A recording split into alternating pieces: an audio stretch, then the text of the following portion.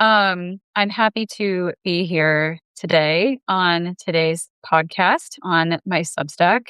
I am Ellen Allen, and this is my Substack and my podcast where I talk about things relating to the classical singing industry, the voice teaching world, as well as general cultural things that I see happening in the music world and in spaces adjacent to that. I talk a lot about my life as a professional musician, as a professional singer, and my experience as a voice teacher and working with students of all ages and levels and helping them learn to sing and to use their voices better.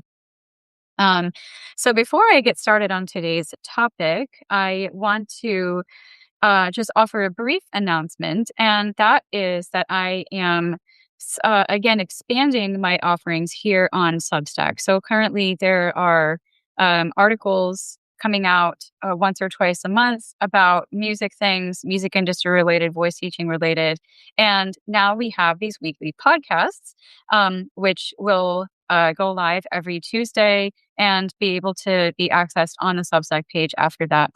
Um, as of this week, I am also launching a new series on my Substack, which will come out more or less weekly. And these will be shorter posts, and they will be not necessarily about music industry or singing or anything arts related, but sort of more broader cultural phenomenon that I see influencing the industry. But also to, sort of isolate those things in and of themselves and talk about the virtues, the values, the fundamental truths that underlie these things and how those things can call us higher and lift us up to something that is greater than ourselves and help us to work for a greater good. So those posts will be coming out weekly, probably on Mondays, and they will be shorter and they will be accessed.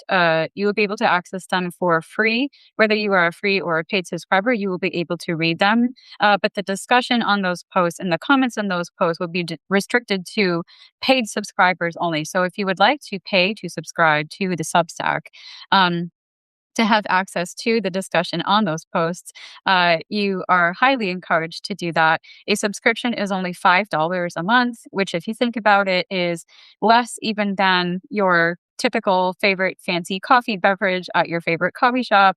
If you pay for a yearly subscription, it is $50. So you save a little bit of money paying for a whole year rather than paying the $5 a month.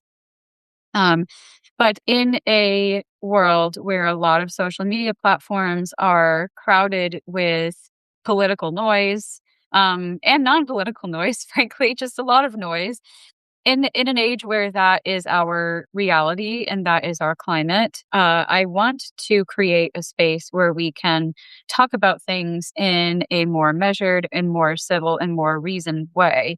And I would like to include as many people in those discussions as I can who would like to engage with a good faith effort and assuming best of intent of their fellow conversationalists.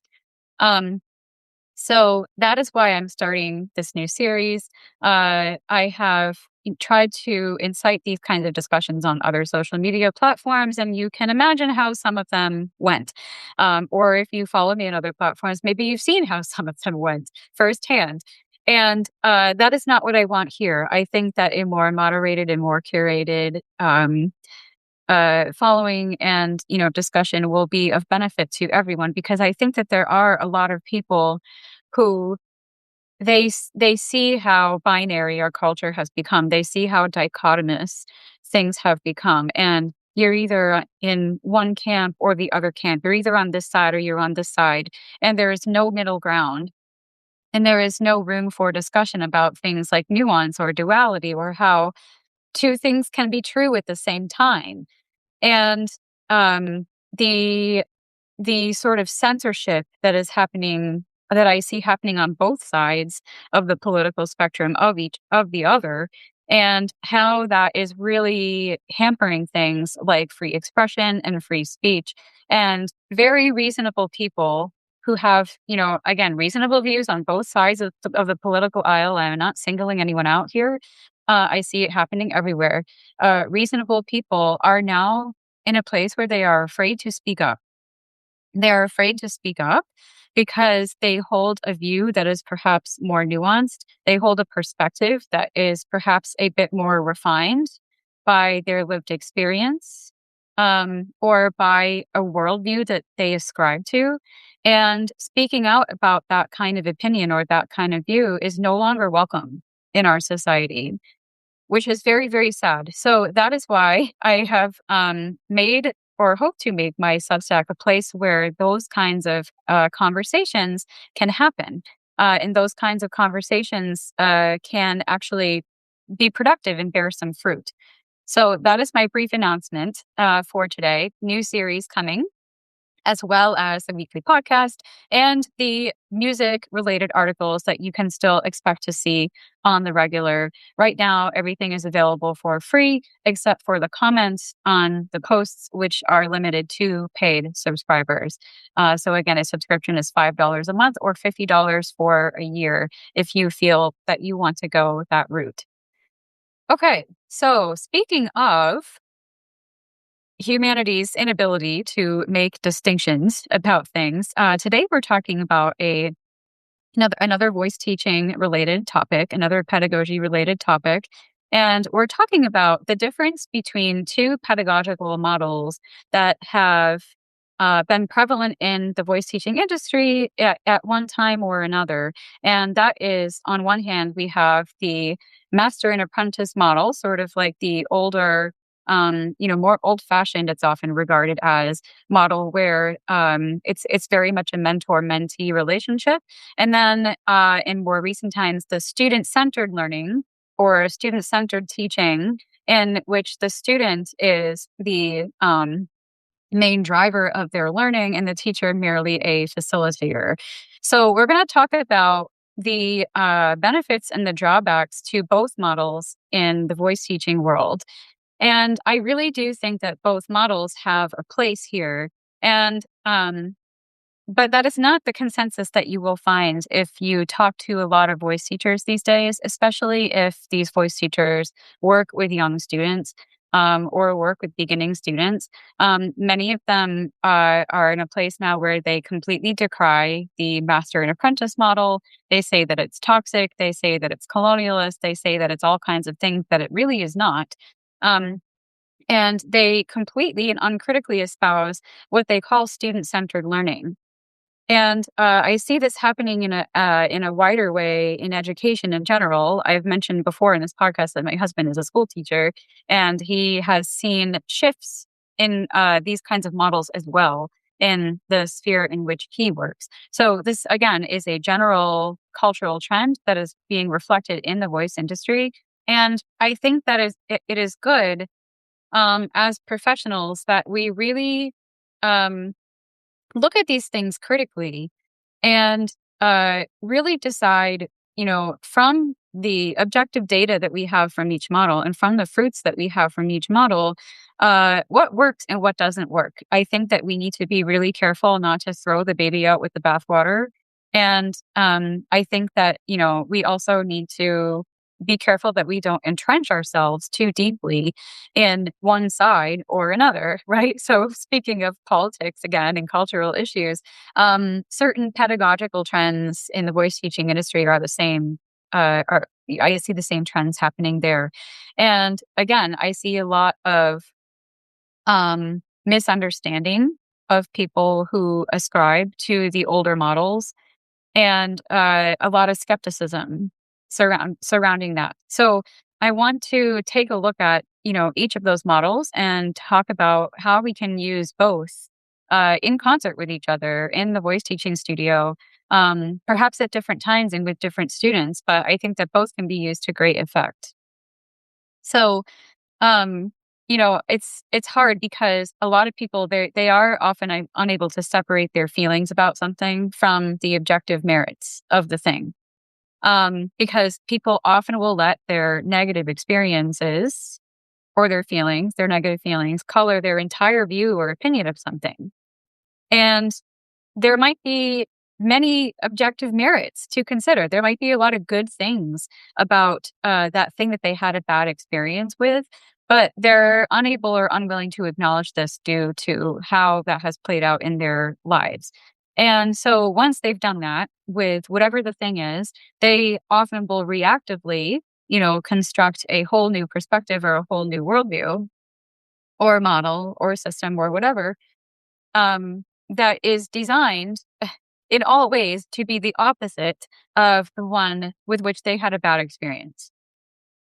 So, again, this is true not just in voice teaching, but in a lot of other spheres as well. But what that does, what happens when we do that is we start to construct a really closed reality that ignores complexity, it ignores nuance, and it roots us into this like very dogmatically binary thinking. And then, I see people even begin to weaponize their feelings and their experiences, those bad experiences that they had against anyone who might question or critique their new model or their new idea. Even if they do so in good faith and, with objectivity and curiosity, they get accused of being backward or insensitive or, any number of like ad hominem attacks, right? And like, this is unreasonable. We know this is unreasonable.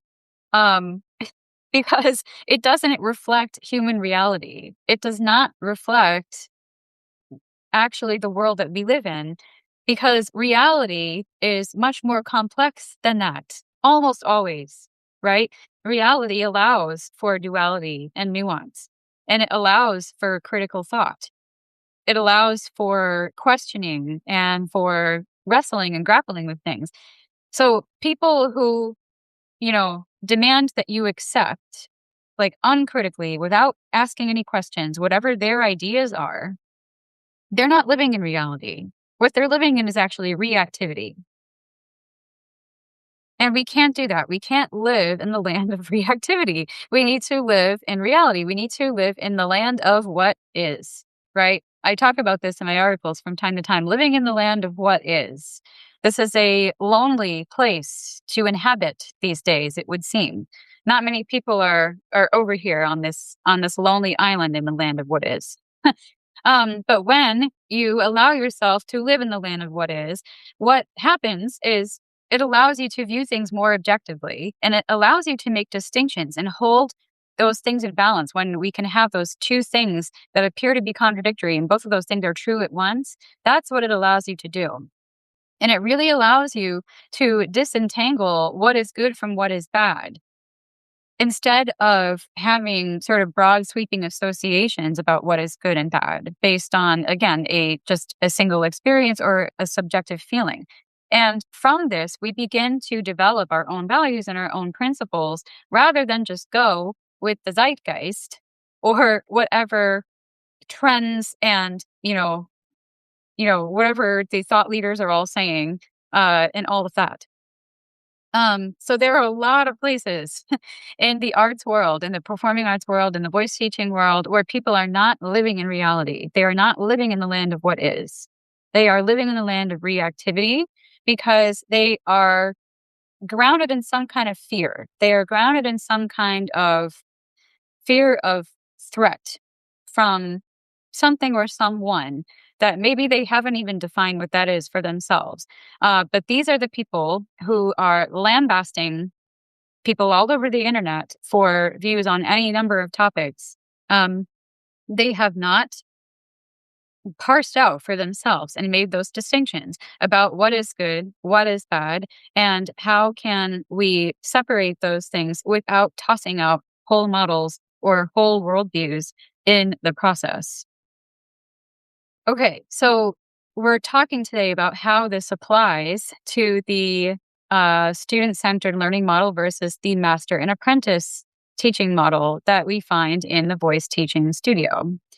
So let's sort of define what we mean first by these two terms, by these two models, and then we'll talk a little bit about it.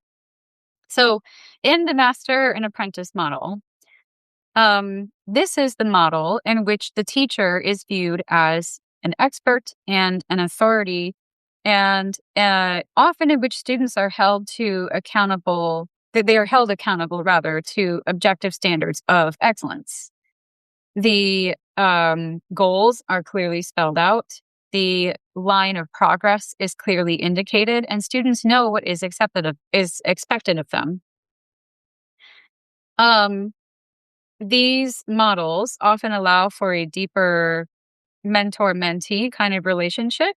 Uh, Because in this model, it is easier for each of the parties, I believe, the teacher and the student, to recognize what their respective roles are and to act in accordance with that role. And when they respect each other's role and they respect how each role feeds the student teacher relationship, that is when really effective teaching can happen.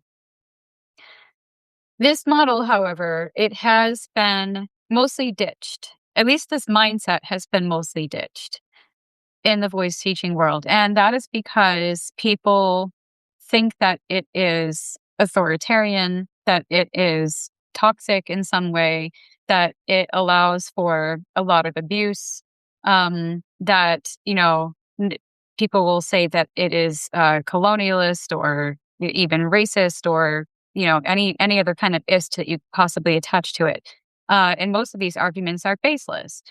I do think that there have been a handful of people in uh, in the voice teaching world who have abused their authority as voice teachers, and I have heard many stories from colleagues and from other voice teachers of things that they have experienced or witnessed, where someone in a position of power, like a voice teacher, um, abused that power and that responsibility and created a really toxic situation and a really unhealthy abusive situation, and those situations are real. And I feel very badly for anyone who has ever been in that kind of situation. I think that there was a generation where those experiences were unfortunately all too common, and we're coming out of that generation now, as people in my generation and younger are now taking the reins in the voice teaching industry. We don't want our students to experience those things. We don't want our students to experience toxicity and abuse and all of this stuff.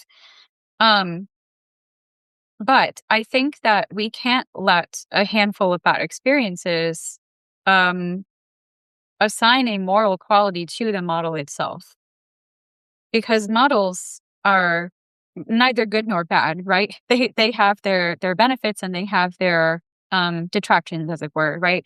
And just because a handful of people have abused this model does not mean the model is not useful, does not mean that it can't be done well, and it does not mean that it can't be a healthy student-teacher relationship. But this is not the consensus that you find in most voice teaching forums these days, because a lot of people have had bad experiences with this model or with things adjacent to it. So even if it wasn't voice teachers for them, it might have been conductors or stage directors or, a casting director, like whoever.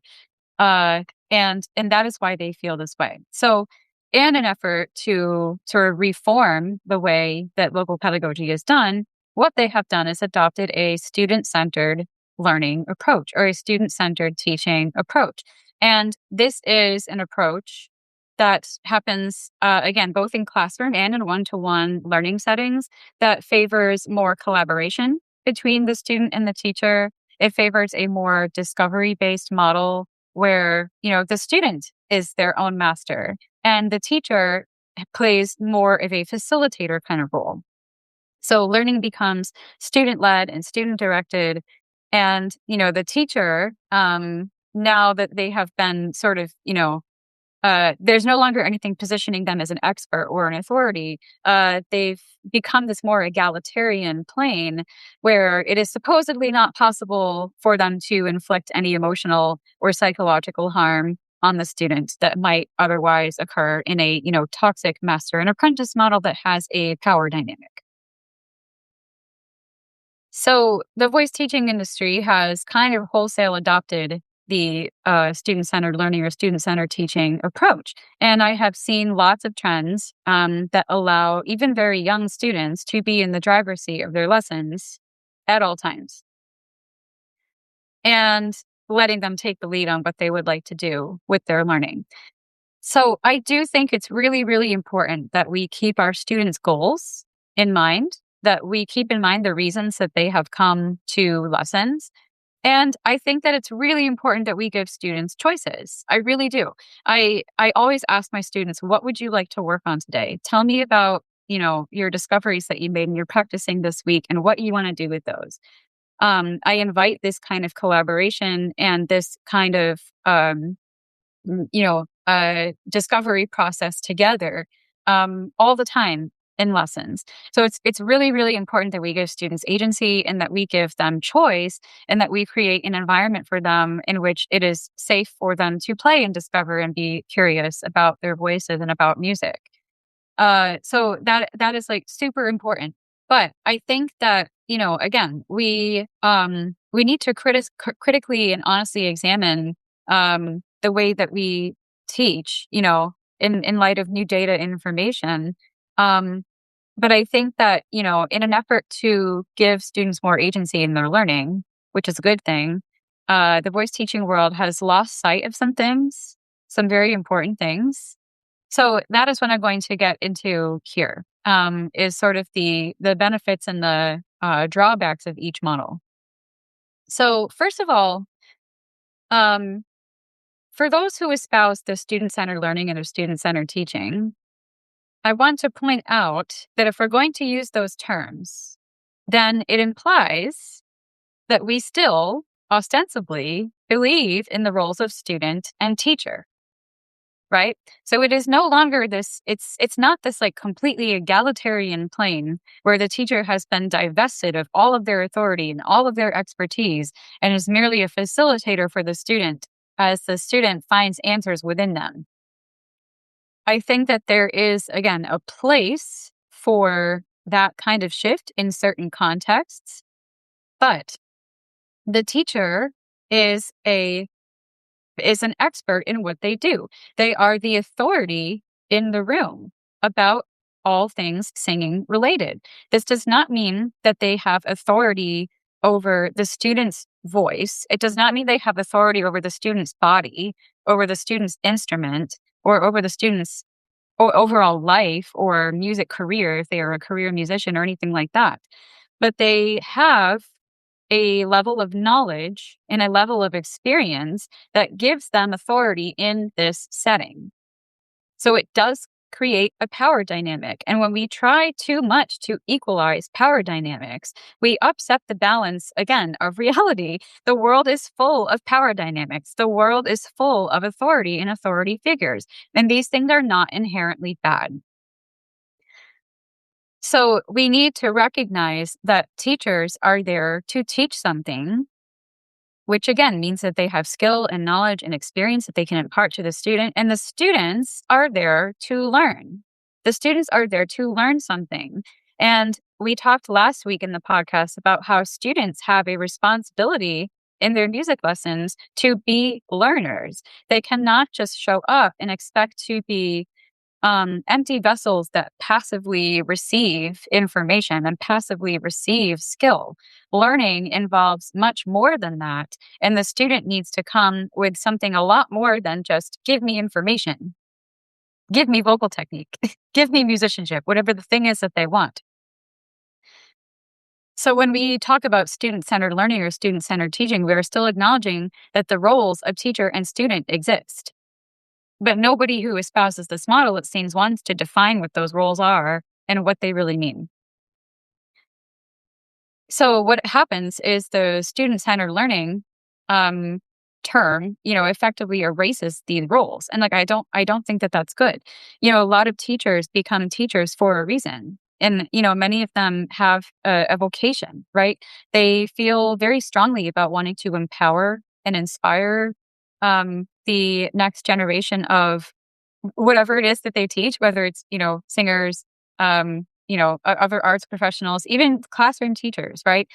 And student-led learning, when it's taken to its extreme, where the student is in the driver's seat at all times and the teacher is merely a facilitator and not an expert, it effectively strips teachers of their ability to exercise ethical, responsible leadership with their students. And this leadership is rooted in hard-won expertise. I think that we we need to get away from this idea again that all authority figures are bad. We need leaders. We need people to show us the way. And that is one role that is one job that a teacher has. And meanwhile, the students, we mentioned this a bit on the podcast last week as well, they become conditioned to believe that learning is always fun, always engaging, requires no trial, no failure, no work on their part.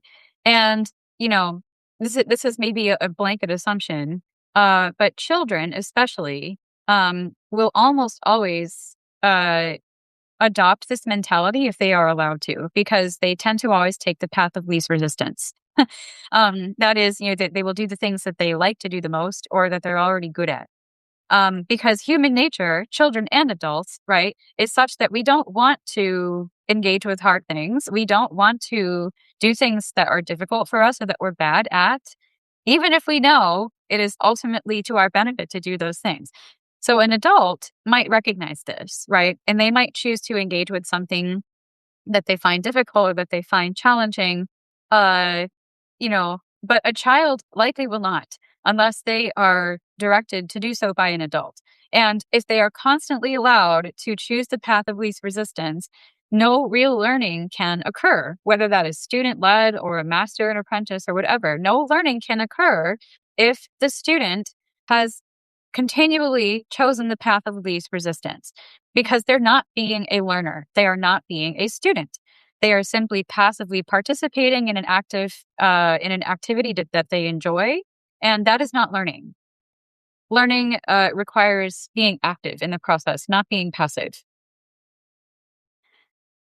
So, as I said earlier, students should be given agency and some degree of autonomy in their learning, but I believe that they should be given these things only insofar as it facilitates their ownership of their learning. Because if the agency that is given to them is not helping them or allowing them to take real responsibility for what they are learning and holding them accountable to an objective standard of growth or excellence, then I would argue that it's maybe not the right kind of agency, or perhaps it's like too much of a good thing. Um, there's also the issue that students, and especially inexperienced students who are new to music lessons, they have never done formal music study before. They don't know what they don't know. They don't know how to choose a direction for their learning because they aren't yet aware of all the directions that it could go, right? That is what you are there for as the teacher. So, I think that sometimes asking them what they think about this can actually feel overwhelming to them. And I've even seen it, with some of my adult students who are more experienced singers and who have been in my studio for a long time.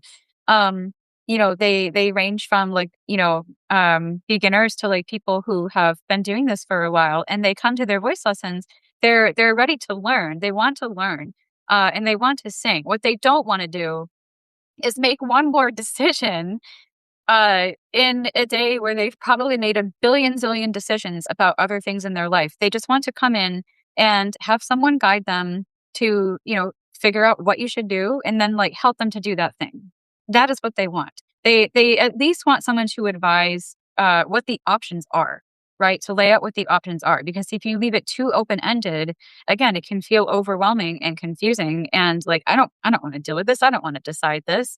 I know for myself, it's like I get decision fatigue really easily. Sometimes it's really helpful to just have someone say like, here are the options you can choose from. Which one would you like to do? I think that we need to be careful, in the student-centered learning model, that, we are still emphasizing sort of the like humility and the docility that is required to be a real learner, you know? And I think, as teachers, we might forget that these are traits that we look for in students. And I think many teachers look for these traits in their students kind of like subconsciously. When we say that a student is good to work with or wonderful to work with, or that the student is difficult to work with, or that they're a problem, there could be many reasons for that. But often it's because, you know, you know, the challenging students are resistant to the teacher in some way. They whether that is like about the technique aspect or the music aspect, the repertoire aspect, or just like the attitude, like personality fit between the student and the teacher. We need to remember that, again, students have a responsibility to foster that sense of openness, that sense of curiosity, that sense of humility and docility that comes with being a learner. But when you talk about those things these days in education contexts, that is viewed often as, stripping the student of their autonomy or squelching their freedom in some way. Um, anything that smacks at all of like submitting to an authority figure is seen as unhealthy to a child's development. So I think that we need to return to this idea of expertise, right? Like, again, as a voice teacher, you have expertise. You are the expert in the room. You are the authority in the room. And we need to get back to this idea that the authority person can be a leader, can actually teach you things, can actually tell you to do or tell you not to do certain things if they have your best interests at heart. Um, And it's ironic because, we live in this age where everyone is like, oh, we should listen to the experts, right? When it comes to medical things, right? When it comes to political things, when it comes to, scientific things. Um, we're all like, listen to the experts, listen to the experts. But when it comes to the arts, when it comes to teaching people how to make music, how to do something that is fulfilling to their humanity, expertise, like all of a sudden takes this back seat. Um, they think that expertise has like no place in education, and it's true that like not every aspect of a teacher's expertise is going to be relevant at every moment to every student at every point in their journey, right? And that's part of what expertise is knowing what and not just the information that you know, but what you do with that information and how you use it and what information you don't use at a given time. That is part of what expertise is. So like we do need to keep in mind that no, we're not just there to like information dunk on our students. But I think we need to keep in mind that in the music field, think of how hard it is to become a credentialed musician. It is a hard won area of expertise. It's not the only hard won area of expertise, but it is one. Musicians have to jump through so many hoops and surpass so many benchmarks to be considered experts in what they do. We get degrees, sometimes more than one degree, several. We spend hours practicing and studying. We, rack up a resume's worth of performance credits. We seek out mentorship and coaching to keep our own skills sharp and so much more, right? Professional development, pedagogical training. So when you're learning from a true music expert, we need to remember that you're learning from someone who is drawing on not just knowledge and expertise, but who is constantly synthesizing these things in a way that is going to be digestible to a student, in a way that is going to allow them to teach the student in front of them effectively. And this is what people don't realize about expertise, or they forget about expertise. It is not about what you know. It is about how you use what you know to create results. And expertise has become very cheapened and underrated or disregarded altogether these days. And I think that's because, we have information available to us everywhere at all times on the internet through our devices. We can open our phone or our tablet or laptop and ask any question that we have, and the internet will give us an answer. And now with AI, that stuff is even more accessible than ever. And that's why we need to really get back to this idea that expertise is not just knowledge. Anyone can get knowledge. Anyone can know something. Anyone can receive information. Real expertise is knowing what to do with that and how to get results with that, right? It's how to get results with what you know. So we cannot simply equate expertise with knowledge gained. That cheapens and it just misunderstands what expertise is.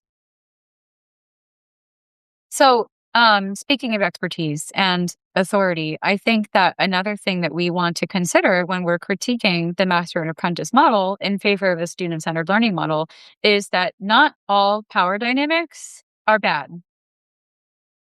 Um, a lot of people are going to say that this is all kinds of things. I will get lots of ad hominem attacks for this, but I do not think that all power dynamics or authority dynamics are inherently bad. Um, what we need to be careful to do, we need to be careful that we are not conditioning students to believe that power dynamics do not exist, that we live in a world where authority does not exist, or that the ones that do exist are inherently unhealthy. Because this makes zero sense to me. Because again, we still believe in listening to leaders and experts in all kinds of fields different from music. We elect leaders who know more about law and policy than we do, or at least we would hope. We trust them to make decisions on our behalf. We believe that we should still listen to our doctors, right, who prescribe treatments for us or for our families. We still believe in, say, spiritual leaders, right, who have congregations and so forth, and we trust them to, shepherd their communities. But when it comes to education, all power dynamics are considered bad all of a sudden. Any kind of authority is unhealthy because it somehow limits the agency and the autonomy of the students. And I think that we are so wrapped up, if you can tell, I'm feeling very spicy today. I think we are so wrapped up in, dismantling colonialism that we have ditched the concept of benevolent authority altogether in favor of this system that is so egalitarian that the roles of student and teacher are practically indistinguishable in educational contexts. So I think that no, not all power dynamics are bad. Again, the expertise thing, the teacher has expertise and authority.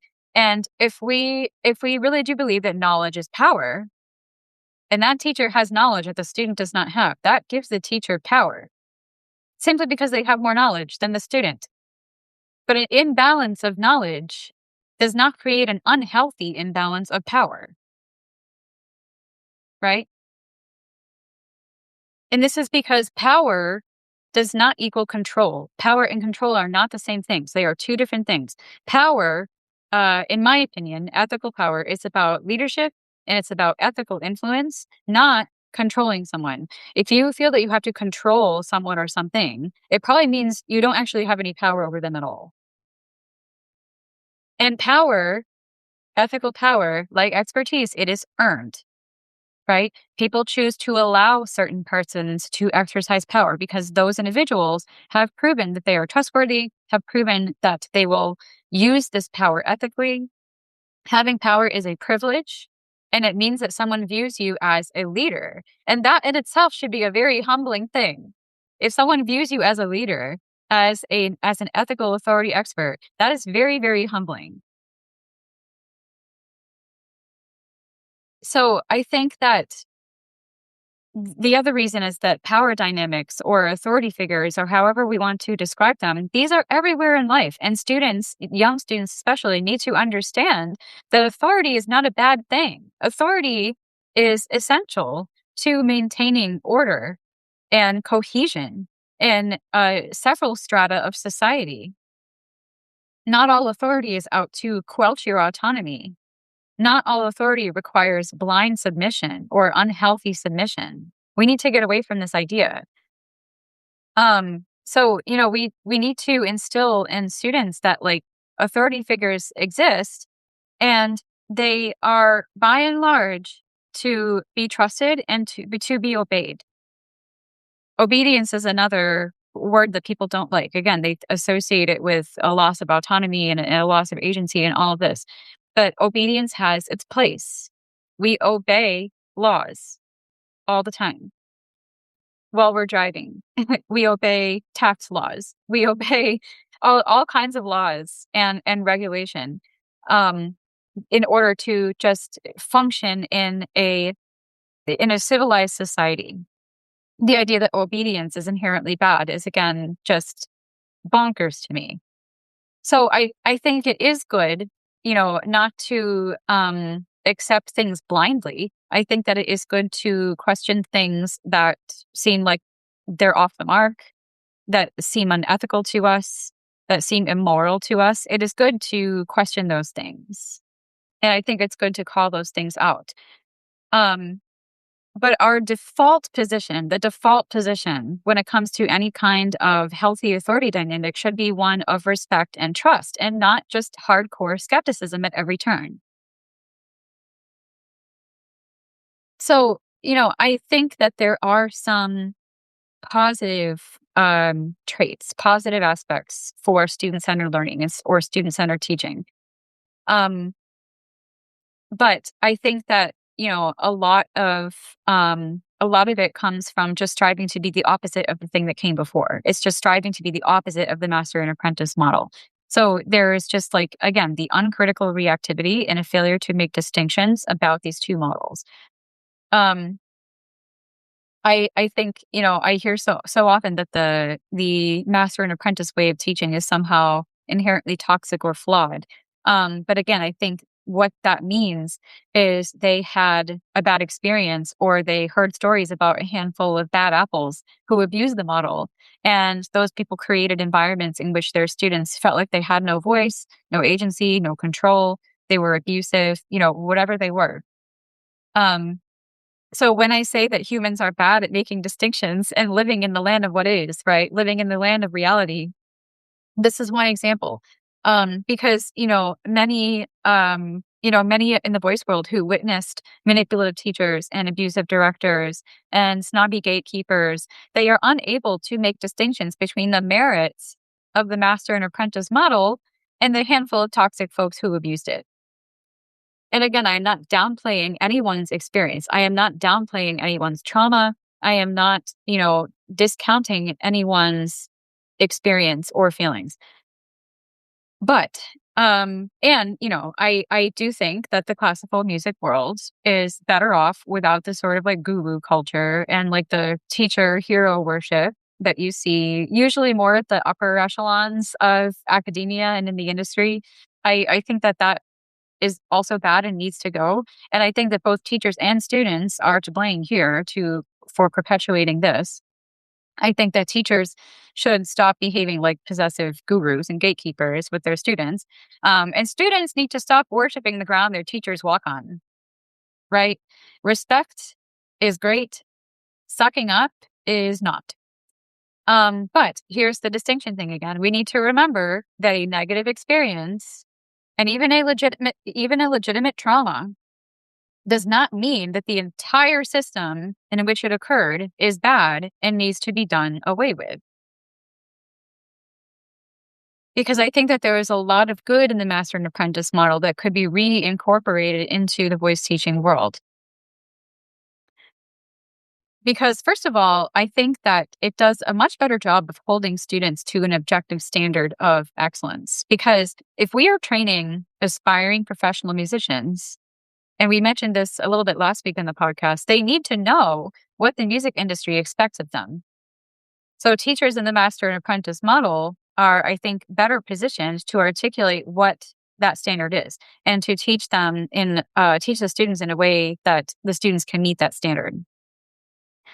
But in student-centered teaching models, this objective standard is often absent or downplayed, and the student's goals and desires become the primary guiding force of the student and the teacher's work together. And this is not an entirely bad thing. And I think that for students who maybe don't have professional aspirations, they don't want to work in the industry, they just want to sing, for personal enjoyment and fulfillment, that might be a better aspect of that model to incorporate into lessons, rather than imposing industry standards on them when that is not in line with their goals. Um, However, I do think that as a student advances, we need some kind of objective standards and benchmark system um, to help them understand their progress and how their progress fits into sort of like the baseline expectations. Because if you're going to call yourself, an intermediate student or an advanced student, that implies that there is a standard against which you are comparing yourself to determine whether you are actually intermediate level or advanced level or whatever it is. So if we're going to use terms like professional, advanced, beginner, intermediate, it implies that there is some kind of standard, even if that standard exists only in your studio or in your sector of the industry, whatever. It implies that there is something to which they should hold themselves and a benchmark that can be helpful for them in determining their progress as it unfolds in lessons. Um, so knowing what these are from the beginning is one of the benefits of the master and apprentice model, especially for those who are going professional track. But I think even for student-centered learning models, student-centered teaching models, we can still set those objective benchmarks and progress markers for our students.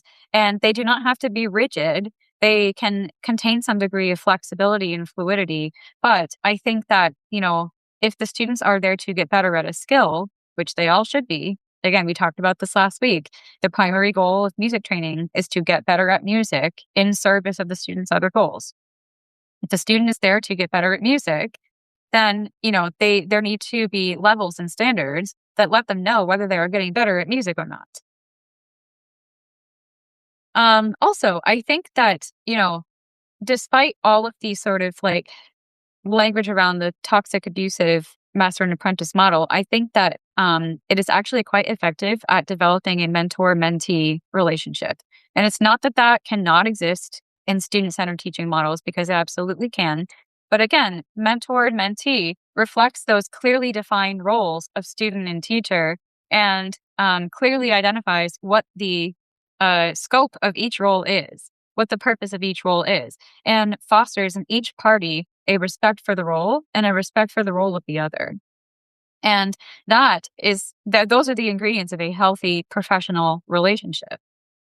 When students maintain that posture of humility and docility that we talked about, openness, curiosity, again, required to be any kind of learner, they can be open to the vast, stores of knowledge and experience and wisdom that their teachers are willing to share with them.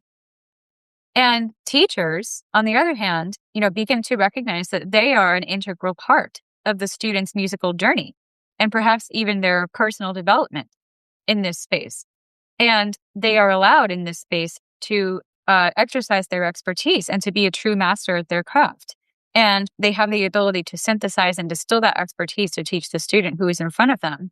And they begin to teach not who they wish that student was, or who that student might become, or what they think they should be, but who that student actually is.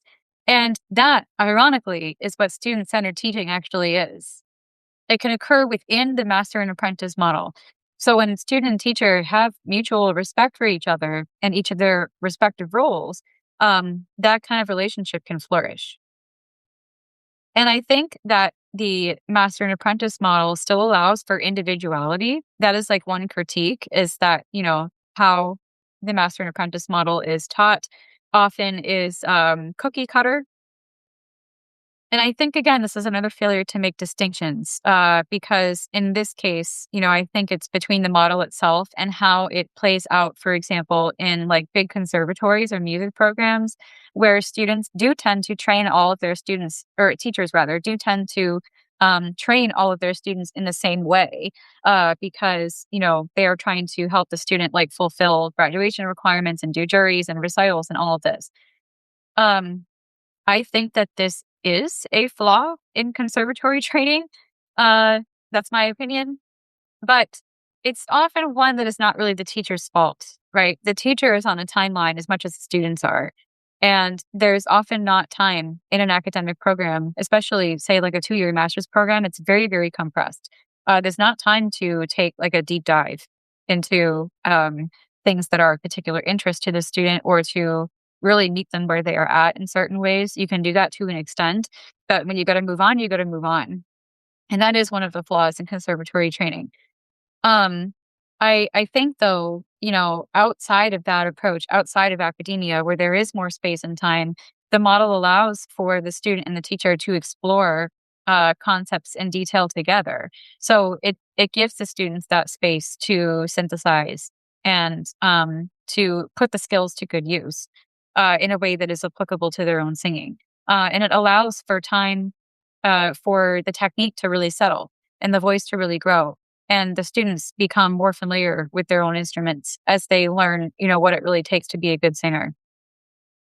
So it can allow for deeper learning in this way. And especially when the students understand what a privilege it is to work with an expert in their field. And when teachers understand what a privilege it is to work with students who are so open and so motivated and so willing to grow, um, that is when that relationship can flourish and you can explore uh, in-depth concepts together and really go deeper into not only the student's technique, but their artistry in general.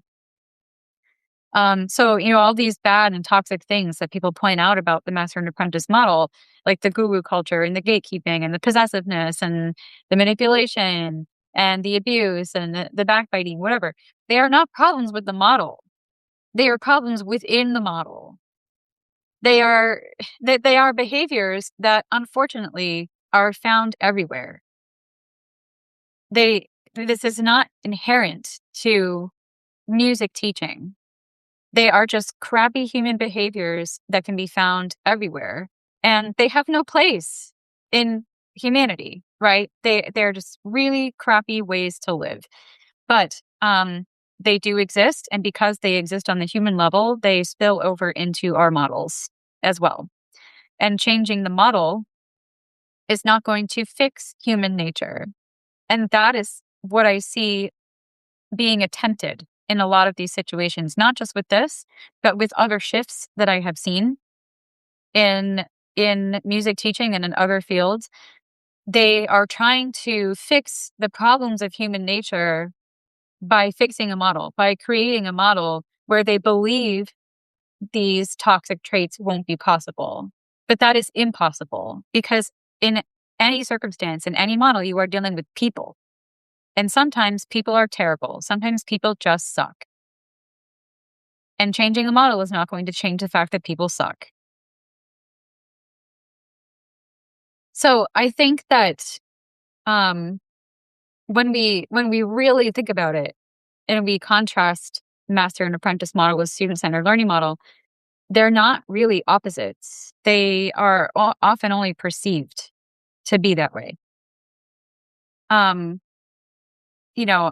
think that we need to, in practice, have a blend of these two models because in my experience, that has been what works for most voice students. The model that works best is not usually one single model, but a melding of different models at different times in different amounts, sometimes even in the same lesson with the same student. Because, like I mentioned earlier, part of the expertise that we have as teachers and that we exercise as teachers is knowing what our students need. How will our information serve the student's need in this moment?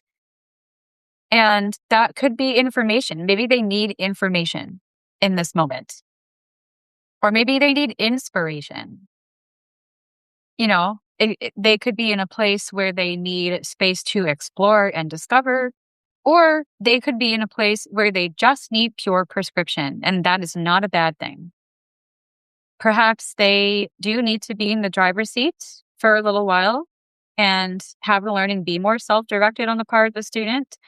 Or, perhaps it's better that the teacher take the reins instead. So there needs to be this give and take with both parties and this following and this leading in both parties. Because, pressing on with just information and prescription when a student clearly has a question about something or they're having difficulty grasping a concept, that is not student-centered learning. But neither is keeping the lesson so open-ended that the student begins to feel insecure or uncertain or just overwhelmed with options or stressed out by the thought of having to make another decision in their day, especially about something that they know little or nothing about as a beginner. So this is why we need to focus on, again, live in that reality, live in the land of what is. We need to place our pedagogy in that land and inhabit that land. Because if we continue to live in reactivity, what we're really doing is serving ourselves or not serving our students. If we continue to center our own feelings and our own experiences in our teaching, whether it's by jettisoning this model or embracing this model uncritically, if we are centering our own experiences, our own past stuff in our pedagogy, that's not serving our students. That's serving us. And that's not the goal. The goal is to serve the students. The goal is to lead the students, to teach the students. We are the experts, but we're there to serve. And we can't become so attached to our own ideologies that we are so entrenched in them that we are unable to serve. So that is my take on the master and apprentice and the student-centered learning models. That is what I have for you in the podcast today. I thank you for tuning in, for listening on the replay, and for sharing if you've shared these podcasts on Substack or elsewhere. I truly appreciate it. I will see you next week. Be on the lookout for more articles in the meantime, and I will be back next Tuesday with another podcast.